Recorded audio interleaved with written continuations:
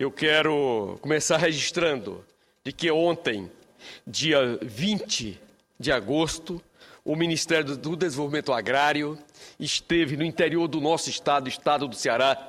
mais precisamente na cidade de Morada Nova,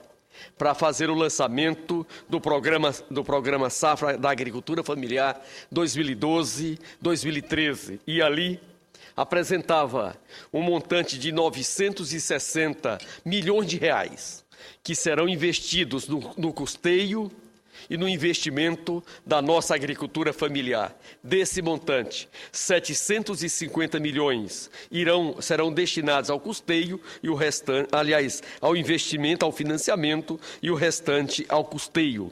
Exatamente por isso, a taxa de juros para esses créditos em 2012, 2013, a exemplo do Programa Safra Nacional, lançado ainda no final do primeiro semestre, no montante de 22 bilhões e 300 milhões de reais para a agricultura familiar, teve uma diminuição significativa da taxa de juros e a prática da taxa de juros negativa em grande parte desses créditos. Quando nós analisamos o montante de recursos destinado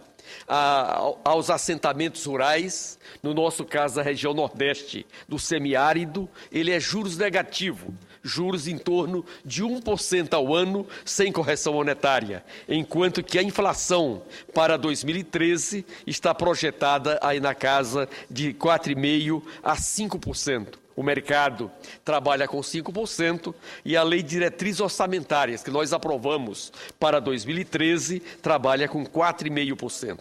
É bom lembrar também que para os trabalhadores que integram a agricultura familiar, que são aqueles que têm até 4 módulos fiscal de terra, e na nossa região, um módulo fiscal de terra, nosso presidente Sérgio Souza, diferentemente lá do Paraná, é em torno de 70 hectares, um módulo. É bom lembrar que é preferível ter um módulo no Paraná do que 2 módulos lá no nosso Ceará em face da produtividade. Mas a diferença é muito grande. Ou seja, quem tem em torno de 280 hectares de terra lá no nosso Ceará, na região dos Inhamuns, do Sertão Central, onde fica Morada Nova e outras regiões do Ceará, ele pode ter até 280 hectares de terra, integra a agricultura familiar, enquanto que no Paraná e em Santa Catarina o módulo é em torno de 3, 4 hectares, ou seja, 12, 15 módulos, 12, 15 hectares. No Paraná, em torno de 16 a 20 hectares é um módulo. Dependendo da região, né? Ali é uma... 95% do território do Paraná, 18 hectares. É nessa faixa de 8 hectares. 18. 18 hectares. Portanto, é 1/3, basicamente, aliás, menos de 1/3, né? O nosso são 70, o módulo fiscal naquela região. Só que a produtividade, por conta da qualidade do solo, das novas tecnologias que se utiliza, a produtividade nos 18 hectares do Paraná é superior à produtividade dos 70 hectares que ali nós possuímos. E essa política, ela tem como objetivo também a regularização fundiária de grande parte das propriedades da agricultura familiar no nosso Ceará, no nosso Nordeste, no nosso Brasil. Ali no Nordeste, a grande parte das propriedades não tem ainda a sua escritura e no nosso Ceará não é diferente. E nesse evento realizado pelo MDA, no dia de ontem, nesta solenidade, foi entregue 26.116 títulos de propriedade. São propriedades de direito de herança há 100 anos, 150 anos, que não se fazia a partilha. São propriedades que se compra, mas não se transfere a escritura, e isso dificultava muito a operação da agricultura familiar, particularmente do PRONAF, que é o Programa Nacional de Agricultura Familiar, porque esses pequenos proprietários não tinham a sua escritura. E esses 26.116 títulos dizem respeito apenas a 14 municípios do estado do Ceará. O Ceará tem 184 municípios, e nesses 14 municípios que são Abaiara, Barbalha, Beberibe, Caridade, Itapipoca, Itarema, Milagres, Morada Nova, Russas, Salitre, Santa Quitéria, Tamboril, Solonópole e Tauá receberam seus títulos. E é também fruto de uma ação integrada entre o Ministério do Desenvolvimento Agrário, o governo federal, em parceria com o governo estadual e com os municípios, destinada à regularização dessas propriedades, que além de facilitar o crédito, assessoria técnica e ter a titulação da terra, também para as questões previdenciárias, elas são decisivas, porque desde 2010, aquele que tem escritura da terra e a terra tem até 4 módulos de terra, os seus benefícios da Previdência Social dependem exclusivamente da apresentação, da titulação da terra para que tenha os seus benefícios, que seja a licença maternidade para a agricultora familiar, a licença saúde para o trabalhador rural quando adoece, a aposentadoria, que era uma das maiores dificuldades, a comprovação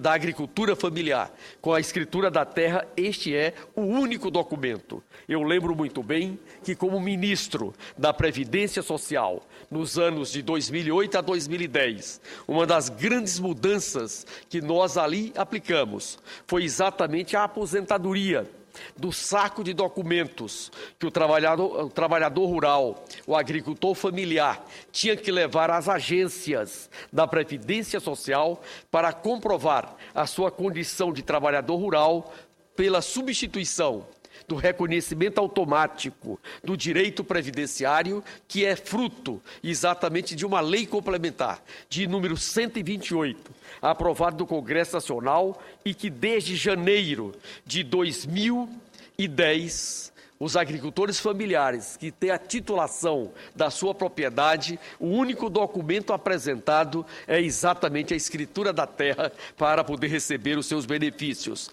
E é por isso que nessa época o melhor e o maior presidente de toda a história do Brasil resolveu lançar o programa de regularização fundiária para que todo proprietário, em qualquer parte do território nacional brasileiro, possa ter a sua escritura. E para essa escritura da agricultura familiar, o governo federal paga os custos de cartório, o governo estadual fornece a mão de obra dos agrimensores e daqueles que processarão toda a documentação, e o governo municipal auxilia com o sistema de transporte quando pode. E essa parceria do Pacto Federativo permitiu que já em janeiro de 2010 nós tínhamos 5.319.000 micro e pequenos proprietários rurais da agricultura familiar com a escritura regularizada, mas tínhamos e temos, particularmente na região Norte e Nordeste, um conjunto de pequenos proprietários que não têm condições de pagar as custas cartorárias e regularizar a sua propriedade, além dos conflitos de direito de herança, de reconhecimento do tamanho da propriedade, das lutas locais pela terra. E essa ação integrada, com a participação direta do governo federal, tem ajudado muito a superar essas dificuldades e a regularizar essa titulação. E só no dia de ontem, na cidade de Morada Nova, foram 26.116 pequenos proprietários que receberam a escritura da sua propriedade, que estavam exatamente nesta situação. Poceiros de boa-fé, herdeiros de fato, mas não eram proprietários de direitos. E com essa ação estamos regularizando. E essa política, ela continua, porque o objetivo do governo federal é que até 2014 todos os pequenos proprietários do Brasil tenham a escritura da sua terra para ter mais acesso ao crédito, às políticas públicas e aumentar a renda da sua família. E, ao mesmo tempo, no reconhecimento do direito previdenciário, retirar o atravessador, que é aquele que diz que vai mediar a concessão do benefício, mas, na verdade, é o que muito lucra nas custas da ignorância, da pobreza e da falta de reconhecimento do direito do pequeno proprietário. Essa ação para a safra 2012-2013 da agricultura familiar também fortalece muito as ATER, as chamadas assessorias técnicas de extensão rural, em que foi resgatado no ano de 2010, com a criação deste grande programa, através de uma lei federal, em que o governo federal paga e contrata os técnicos e o município tem a alocação, a gestão em parceria com os governos estaduais e particularmente com os agentes de crédito. E aqui em especial os bancos públicos, o Banco do Brasil e o nosso, no caso concreto, a região Nordeste, do Banco do Nordeste do Brasil, que tem uma ação muito forte também voltada para a agricultura familiar. E essa sistemática da assessoria técnica tem permitido a recuperação de solos, diminuindo a erosão, em que naquelas regiões em que chove muito, a exemplo de novo, nosso senador Sérgio Souza, do Paraná, da região sul, da região sudeste e da região norte, nós temos graves problemas de erosão. Mas na região nordeste é de uma outra natureza, já é da verdadeira desertificação. Como chove menos e a nossa vegetação é uma vegetação frágil, com a sua derrubada, com as suas queimadas, com a sua supressão, nós temos assistido já várias áreas da região Nordeste. No nosso Ceará, a região dos Inhamuns tem uma presença muito forte de desertificação. E essa política dos técnicos agrícolas, ele tanto ajuda na melhoria da produtividade, na melhoria do cultivo e, consequentemente, da substituição de vários cultivares para que a gente aumente a nossa produtividade, mas também orienta na preservação ambiental e na questão da preservação do meio ambiente. E é por isso que o Congresso Nacional tem se debruçado muito nesse debate do novo Código Florestal. Para um país continental como é o nosso, com diferenças muito profundas climáticas, fica difícil você ter um código nacional para enfrentar essas diferenças regionais e locais. E é esta matéria o principal ponto de discordância na comissão mista do Congresso Nacional, que trata da medida provisória 571 sobre este tema, e nós precisamos ter a tranquilidade e a clareza de compreender essas diferenças para que possamos construir, como estamos fazendo, e o Senado, na primeira versão do Código Nacional, foi muito feliz em compreender essas diferenças, construindo um código que efetivamente dê conta das demandas de um país continental, que é o 6º país do mundo em território, é o 5º país do mundo em população e a 6ª potência econômica do planeta e que quer ser, num curto espaço de tempo, o maior produtor de grãos do planeta. Em alguns setores já somos, a exemplo da soja, mas temos condições de ser o maior produtor de milho, o maior produtor de algodão, preservando o ambiente e deixando claro para o mundo que, através de um diálogo franco entre as instituições, respeitando o Estado democrático de direito, podemos construir um código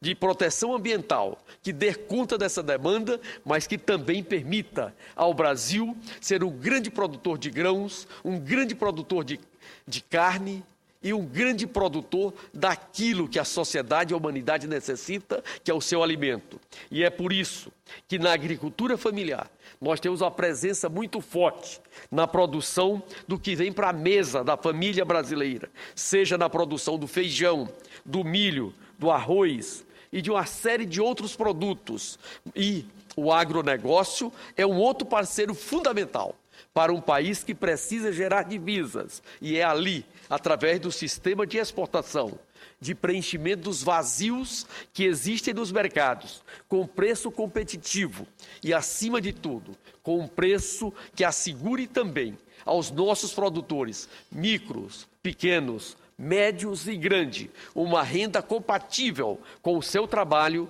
e com o seu capital ali investido. E é por isso que toda a sociedade brasileira acompanha de perto tanto o Plano Safra como também o Plano Agrícola, que foi lançado nesse ano de 2012 e 2013, envolvendo os vários setores da sociedade, convidando todos para esse diálogo franco, para que nós possamos ter um aumento da produtividade, o aumento da produção de grãos sem precisar aumentar a derrubada da nossa vegetação. E para isso é necessário investir fortemente em tecnologia e nós temos a felicidade de ter a nossa Embrapa, a nossa indústria da produção de cultivares, da melhoria da produtividade e cada vez mais precisamos investir nessa empresa para que ela possa desenvolver as pesquisas em que o agronegócio e a agricultura familiar precisa cada vez mais estar desenvolvendo. E, ao mesmo tempo, precisamos ter um sistema de escoamento da nossa produção com a diminuição do desperdício. Há indicadores que dizem que nós chegamos até 30% de desperdício dos grãos no solo brasileiro por falta de tecnologia na colheita, de um sistema de armazenamento e de escoamento da produção. E é por isso que a nossa presidenta Dilma, na semana passada, lançou um grande programa de infraestrutura voltado para o sistema de rodovias e ferrovias, especificamente, numa parceria com a iniciativa privada, por ter clareza que o Estado, que é feito para todos, não pode abrir mão da iniciativa privada pela sua experiência, pela sua competência e pela sua forma de administrar, tendo clareza que o Estado é o parceiro forte nesse processo, mas não é o agente único para resolver esses problemas. E o modal de ferrovias, que nós já tivemos no final do século XIX,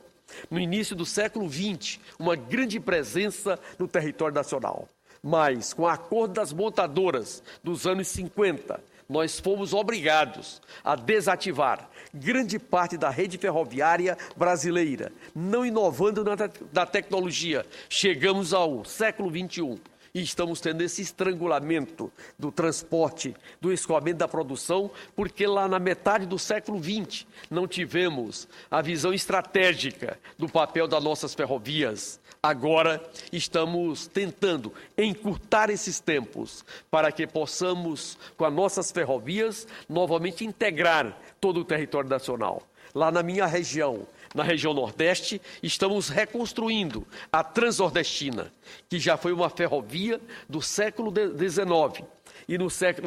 até a metade do século XX, era o grande instrumento de transporte de pessoas e de cargas na região Nordeste. Foi desativada nos anos 90. Boa parte dos seus trilhos foram retirados para fazer mata-burros, para fazer escoras, para outros destinos e não mais as ferrovias. Agora, estamos construindo 1.740 quilômetros de ferrovia com a Transnordestina, unindo inicialmente 3 estados. Os Cerrados do Piauí, onde é um grande produtor de grãos, com o porto de Suape, no Pernambuco, e um outro ramal com o porto do Pecém, no meu estado, o estado do Ceará. Esta ferrovia, ela foi privatizada e, nessa parceria entre o setor público e o setor privado, estamos refazendo. Nesse novo modal, lançado na semana passada, a Transnordestina está sendo integrada à Norte-Sul, que inicia lá no porto de Itaqui, no Amazonas, e vem até aqui Goiás, os Cerrados de Goiás, e com isso integra a altura de Eliseu Martins, no Piauí, com a Transnordestina Norte e Sul, e isso nós passaremos a integrar toda essa parte produtora dos Cerrados da região Centro-Oeste, com a região Nordeste e 3 grandes portos, que é o porto de Itaqui, no Maranhão, o porto do Pecém, no Ceará, e o porto de Suape, no Pernambuco, e com isso evita a sobrecarga que temos hoje no porto de Santos, no porto de Paranaguá, lá no seu estado do Paraná e outras regiões do Brasil. E essa visão estratégica de uma mulher que conhece o Brasil por ter sido ministra da Casa Civil, por ter sido a coordenadora do PAC, do Programa de Aceleração do Crescimento, que permite a nós dizer, vamos chegar em 2022, quando o Brasil completar 200 anos da sua independência, sendo o maior produtor de grãos com baixo custo e tendo a tecnologia que permita ao Brasil dizer para o mundo, somos grandes produtores, mas também somos um grande preservador do meio ambiente. Por isso, esperamos a próxima semana concluir na comissão mista da medida provisória 571 a votação do Código Florestal, fazendo as mediações em que a sociedade brasileira reclama e que o Congresso Nacional tem clareza do seu papel. Muito obrigado, senhor presidente.